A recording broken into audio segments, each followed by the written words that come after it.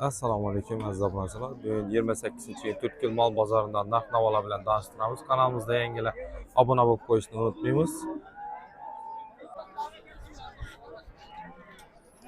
Assalomu alaykum og'a. Choy tutursizmi?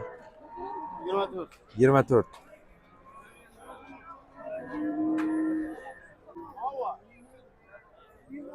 Peki choy tutursan? 14 so'm. 14 so'm. 28. Pazar so'radimmi buni? Hava 23. 23'e so'radi. Assalomu alaykum. Bahası neden aka? 22 so'm pazar so'radim. Nechaga? 20'ye yakın. 20'ye yaqin so'ragan.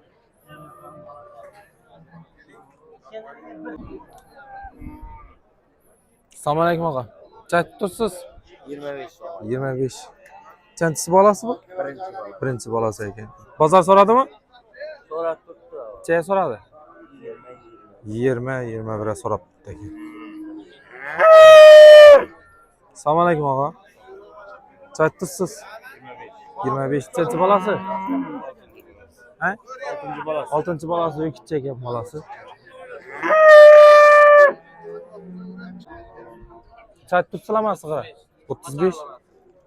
Bolasi qachar ekan? Qancha bolasi? Ikkinchi bolasi. Necha litr sut berib turibdi bu? 5 litr sut berib turibdi ekan. Sizmi? Nechaga? 27-800. Bolasini qachar ekan? Nechaga oldiz ha? Necha dedi? 24. 24 olingan. Assalomu alaykum og'a. Choy tursizmi? 35. 35. Bolasini? 3 ekan. Qancha bolasi? 3. 3-chi bolasi. Assalomu alaykum. Choy tursizmi? 10. Assalomu alaykum og'a. Peki choy tursiz? 20 zaman. 20 so'mdan kelishib beramiz deydi. Assalomu alaykum. Choy tursiz bekchalari? 32 so'm aytib turibdi.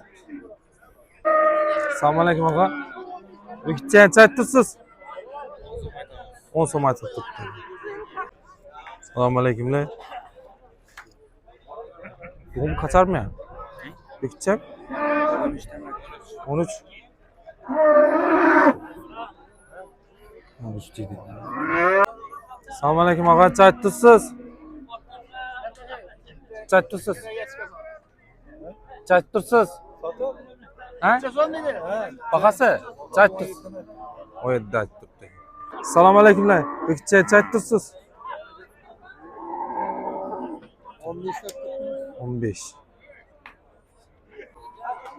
Bulardan choy tursiz? Var 30 milyondan bakar tutmuş. Teraziye 68'den beri.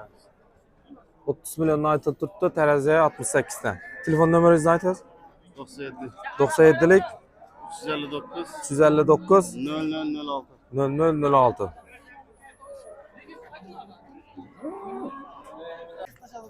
Vallahi choy tursizlar. Sizlardan 16. Assalomu alaykum og'a. Choy tursiz? 20.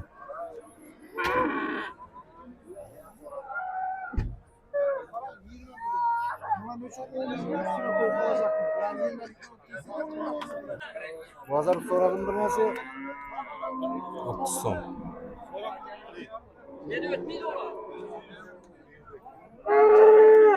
Otuz aytib turibdi ekan. Choy tursin baqa. 18. Necha litr sut beradi? 4 litr sut beradi ekan.